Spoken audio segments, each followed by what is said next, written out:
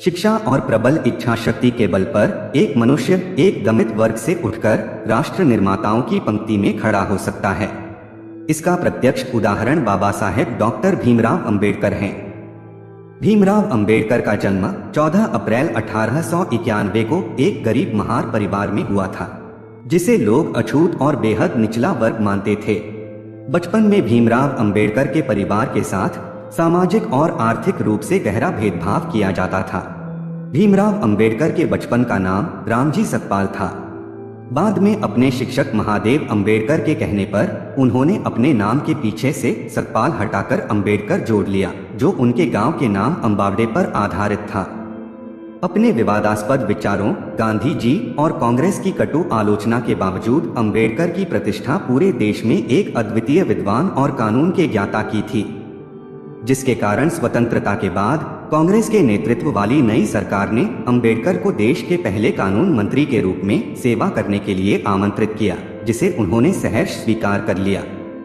29 अगस्त 1947 को अंबेडकर को संविधान की रचना के लिए बनी संविधान मसौदा समिति के अध्यक्ष पद पर नियुक्त किया गया और फिर 26 नवंबर 1949 को संविधान सभा ने संविधान को अपना लिया। डॉक्टर भीमराव अंबेडकर ने न सिर्फ देश का संविधान बनाने में अहम भूमिका निभाई, बल्कि एक इकोनॉमिस्ट के तौर पर भी उन्होंने देश के निर्माण में बड़ा योगदान दिया। उन्होंने दलितों से सामाजिक भेदभाव के विरुद्ध जीवन भर अभियान चलाया। साथ ही श्रमिकों, किसानों और महिलाओं के अधिकारों का भी पुरजोर समर्थन किया। डॉक्टर भीमराव अंबेडकर का पूरा जीवन हर किसी के लिए प्रेरणा का स्रोत है। आइए सुनते हैं इस महामानव के कुछ अनमोल वचन। बुद्धि का विकास मानव के अस्तित्व का अंतिम लक्ष्य होना चाहिए। भाग्य में नहीं, अपनी शक्ति में विश्वास रखो। हो सकता है कि समानता एक कल्पना हो, पर विकास के लिए यह जरूरी है। आप स्वाद को बदल सकते हैं, पर जहर को अमृत में परिवर्तित नहीं किया जा सकता। अच्छा दिखने के लिए नहीं, बल्कि अच्छा बनने के लिए जियो।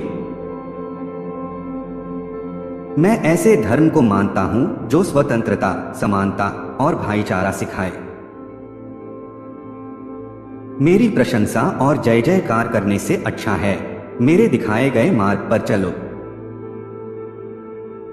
उदासीनता लोगों को प्रभावित करने वाली सबसे खराब किस्म की बीमारी है।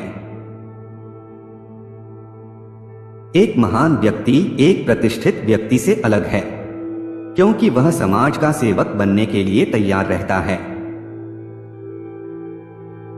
यदि आप मन से स्वतंत्र हैं, तभी आप वास्तव में स्वतंत्र हैं।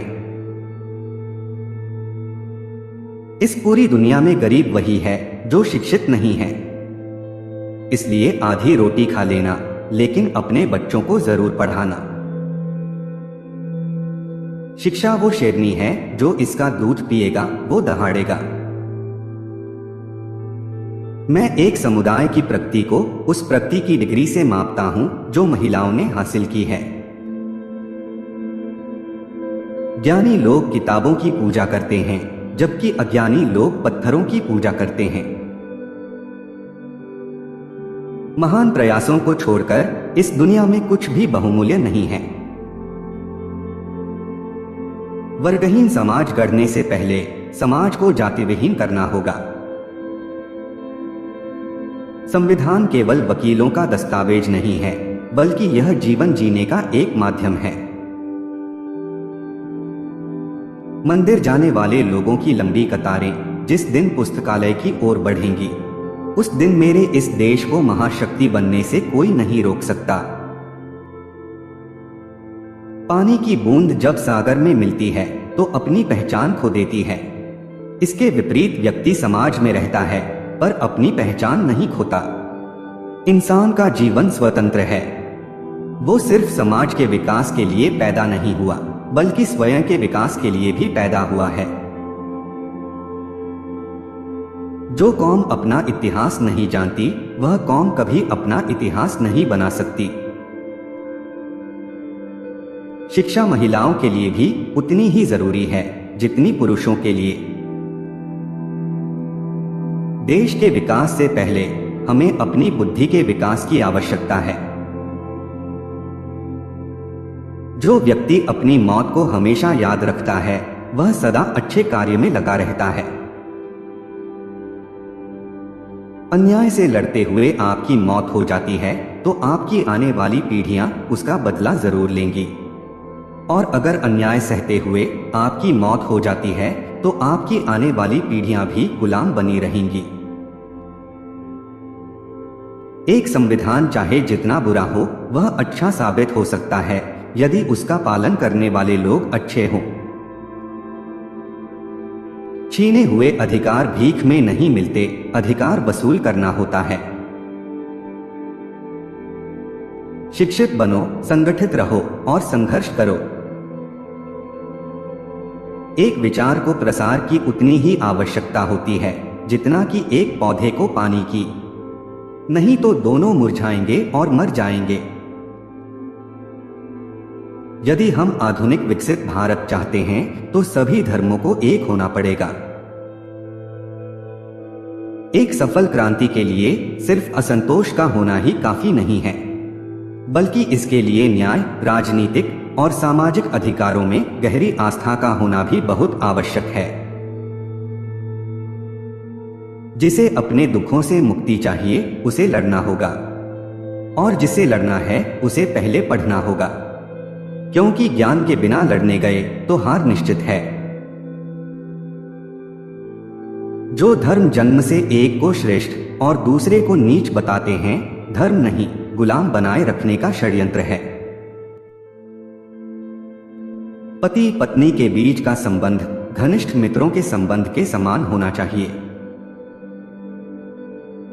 हमारे देश के संविधान में मतदान का अधिकार एक ऐसी ताकत है जो किसी ब्रह्मास्त्र से कहीं अधिक ताकत रखता है।